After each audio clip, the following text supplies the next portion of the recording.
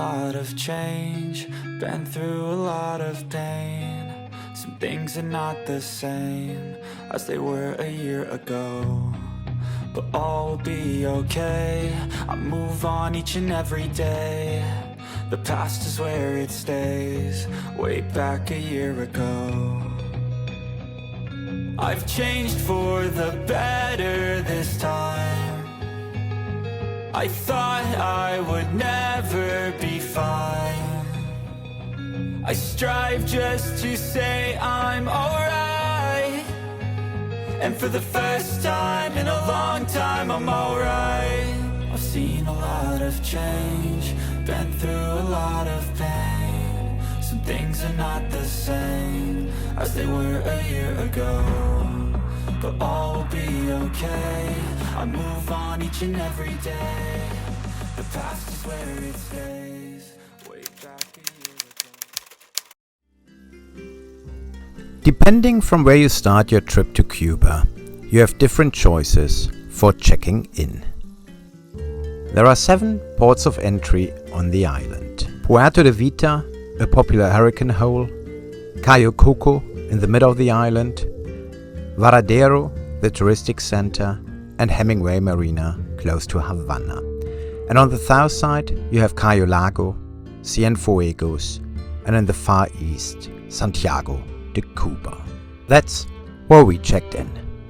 Before your arrival, you should contact the officials on channel 16, even if they don't answer. And don't anchor before checked in. The Cubans don't like it.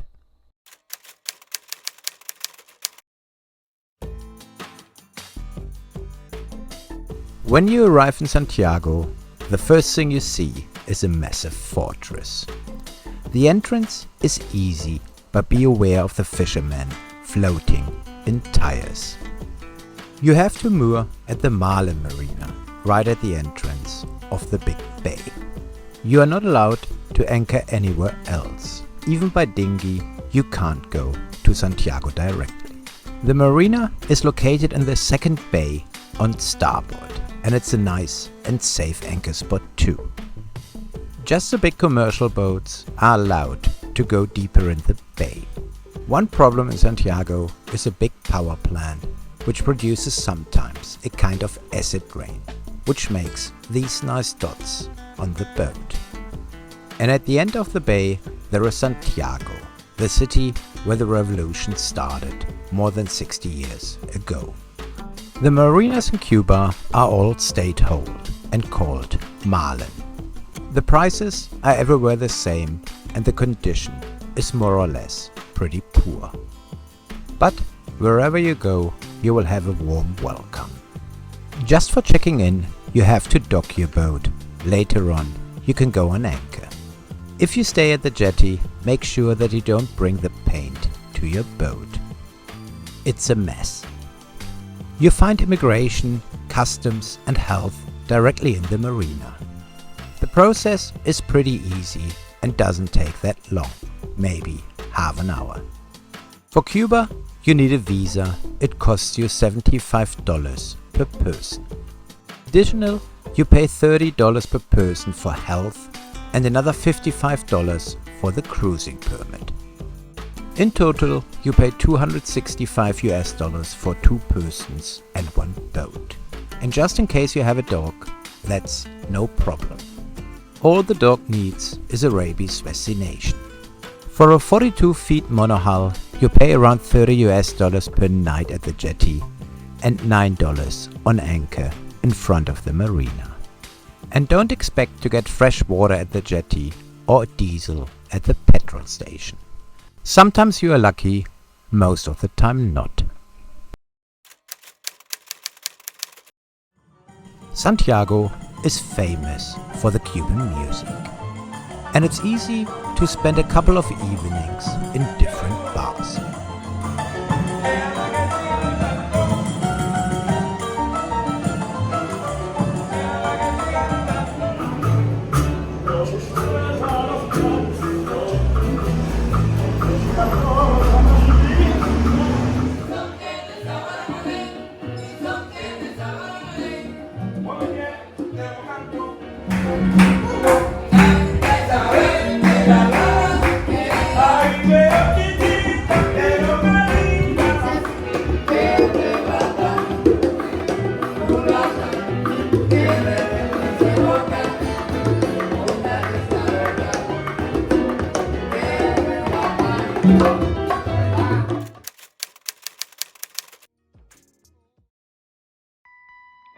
Santiago is a good place for checking in because you get everything you need in Cuba.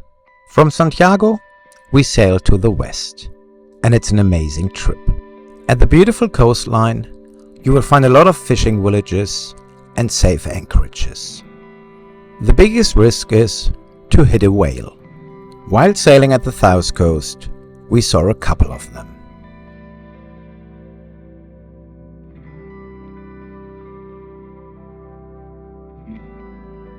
Wherever you anchor, an official will show up. Because the border police in smaller villages doesn't have their own boats, fishermen will row them to your boat. The procedure is easy and the officials are always very friendly. But of course, I like to have a cup of coffee in the morning or late in the afternoon, a beer. The life in the villages is pretty easy. But all the people we met were very, very welcoming. We were invited a couple of times to their houses, and people are glad to share what they have. Because it's hard to buy some stuff in Cuba, people aren't interested in money. But if you sail to Cuba, you should get some stuff on the boat to change or to give away as a present. Starting from medicine, like painkillers or some antibiotic creams, to soap or pieces of rope or fishing lines. Everything you don't need on board anymore. And children really like to get some paper and pencils for the school. Or of course, some sweets.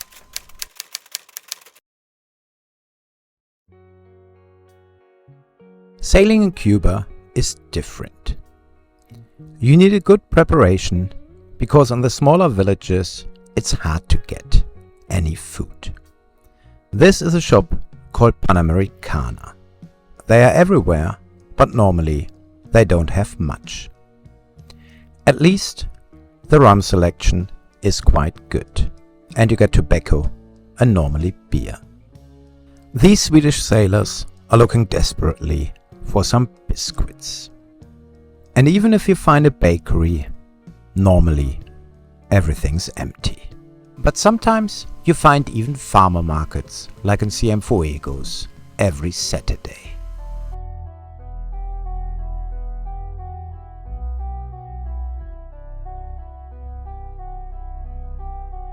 Cuba suffers from the biggest economic crisis since the revolution. Since 2021, 1 million Cubans left the island. That's every 10th inhabitant. You won't starve, but for Cubans, the prices are nearly unaffordable. More than 80% of the Cubans are working for the state, and their salary is between 5 and 8,000 Cuban peso. That's less than 30 euros. And this nice piece of pork costs around 50 euros. That's why we invite our Cuban friends for a barbecue at the beach.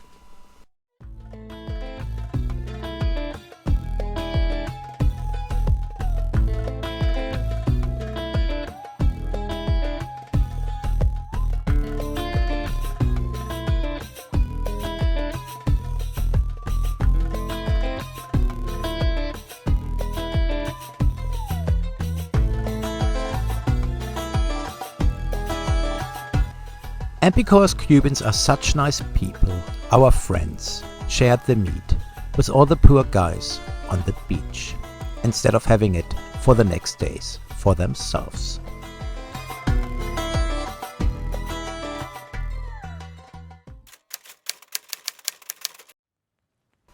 As said before, most of the Cubans suffer under the current conditions.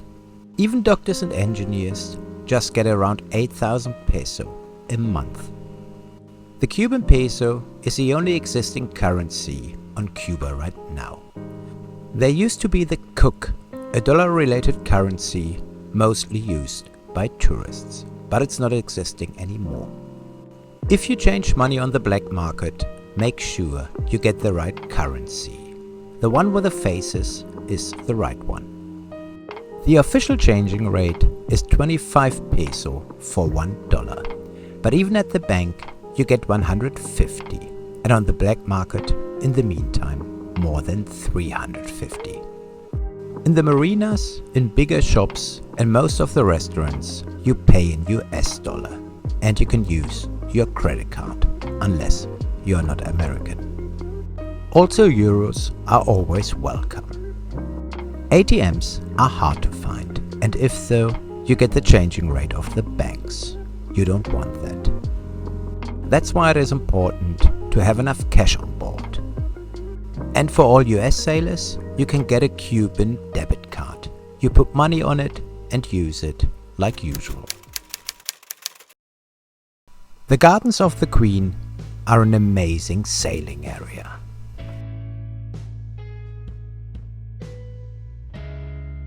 Let's continue our trip to the west.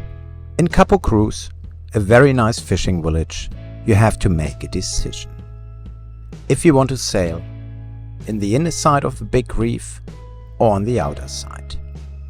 You have to zoom in the electronic charts to see the challenge.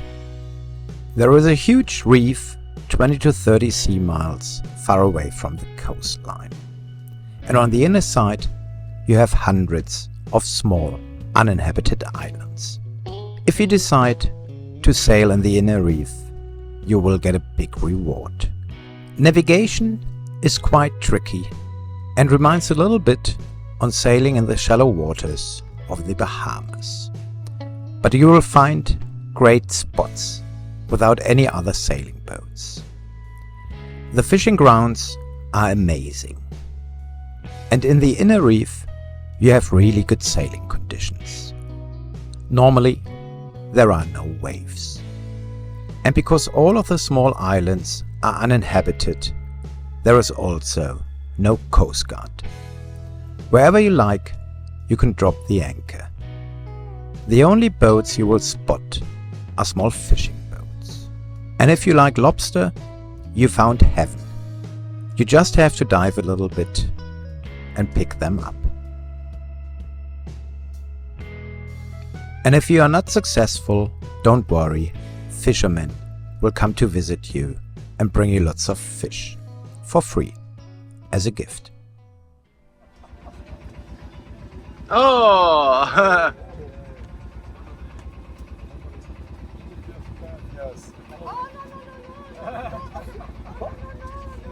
Sí, yes, yes.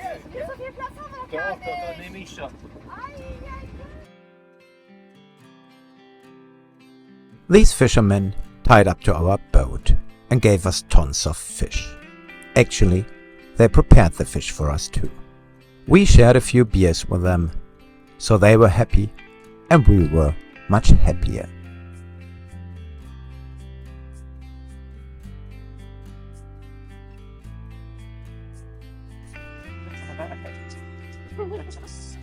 Cuba y Alemania, muy amigos. Ya, amigos de Cuba y Alemania, muy amigos. ¿Y Turquía? ¿Quieres Turquía? Adiós. Oh. Genau. Ah, adios.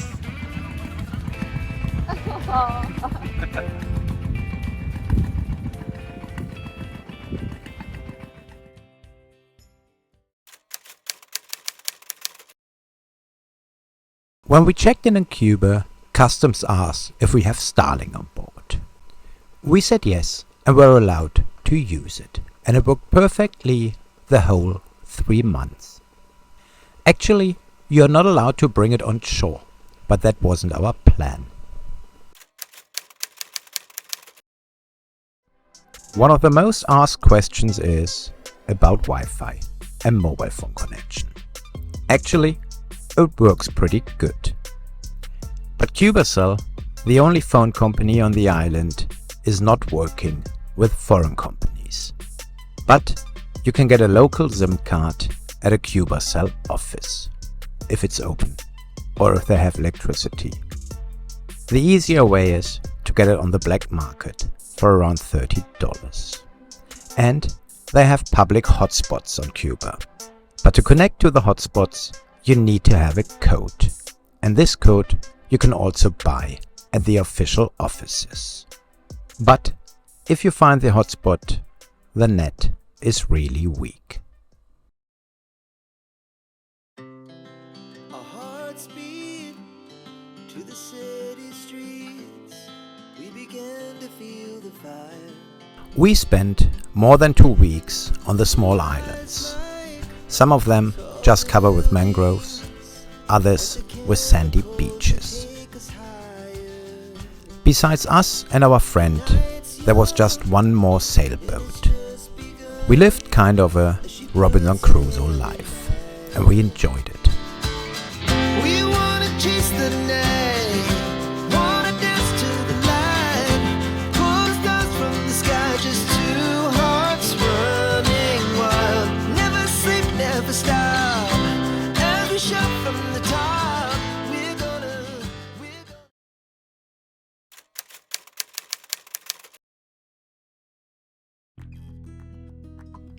Cienfuegos is located in a sheltered bay, and the city is the heart of the sailing community.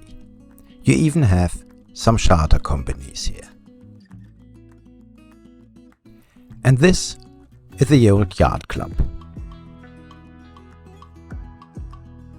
Like in Santiago, you have the choice of being in the marina or on anchor in front of the marina. And also like in Santiago, you are not allowed to cruise in the bay with your own dinghy. The marina is nice and has a bar, a gas station and some shops. But also here, it's hard to buy stuff. The city center is very nice, but also quite calm.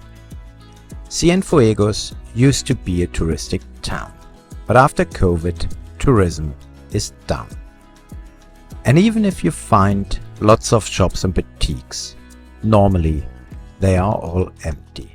Like this huge Panamericana shop. Just the tobacco and rum shops are really well equipped.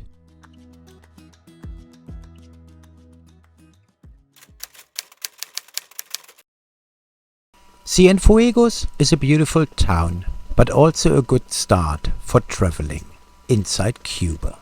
You can leave the boat in the marina and take a colectivo.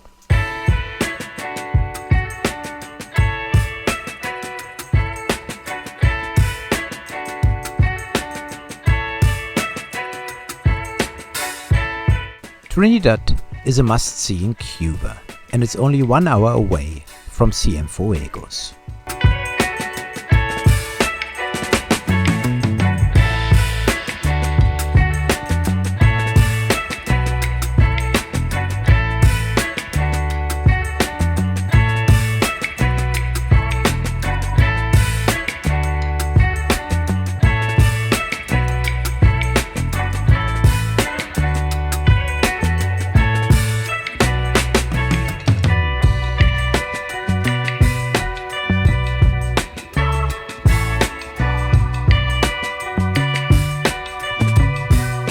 And you should visit Vinales, the famous tobacco area in the western part of Cuba.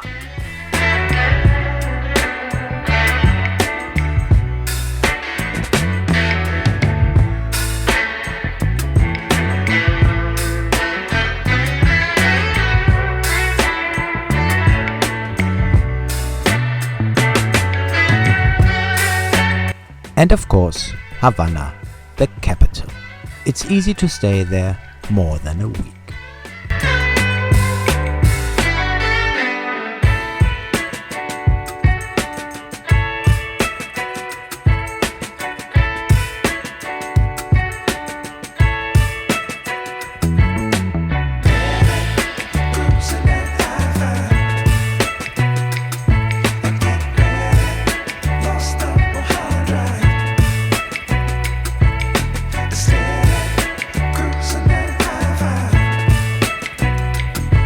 Take your time, because traveling in Cuba is quite exhausting.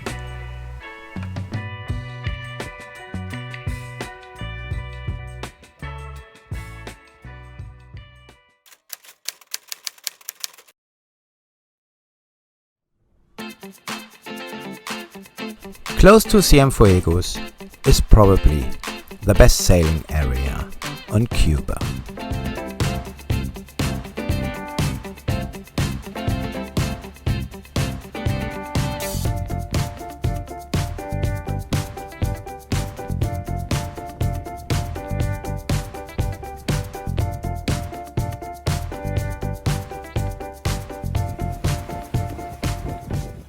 Cayo Largo is just one of these beautiful islands.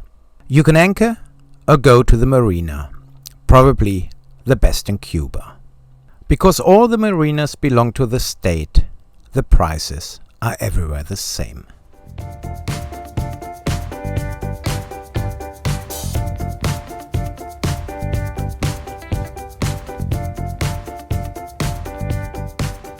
On Cayo Largo, you find the nicest beaches we've seen in Cuba.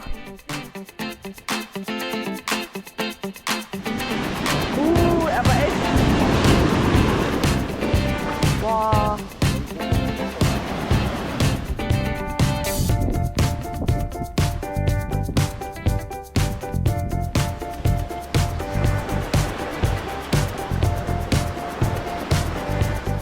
And some interesting creatures. Iguanas. Huge iguanas.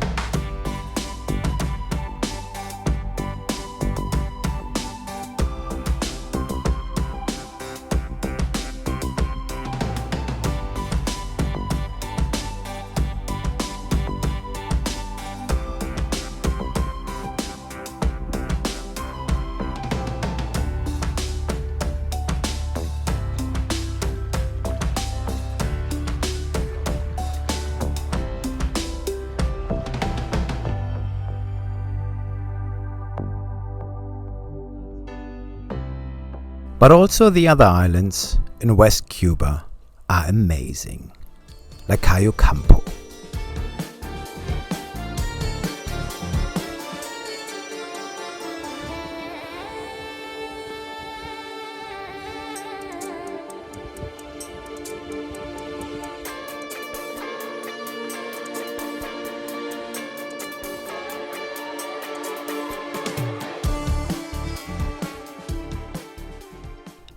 And from the south, we sail to the north, to the famous Hemingway Marina, close to Havana.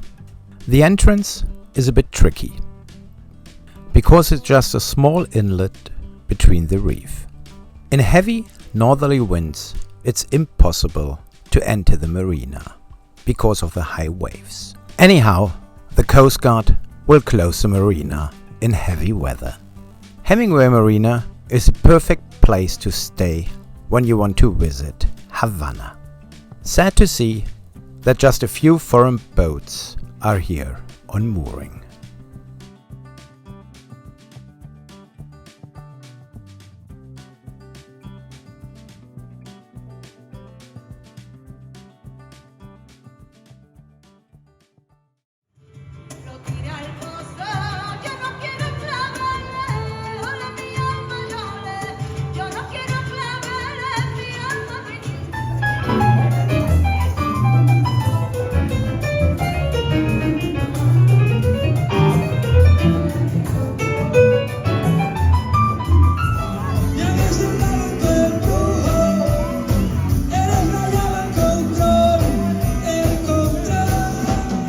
We are fascinated by this amazing country, by the lovely people and the great nature. And we will come back to enjoy this lively community and this wonderful sailing area.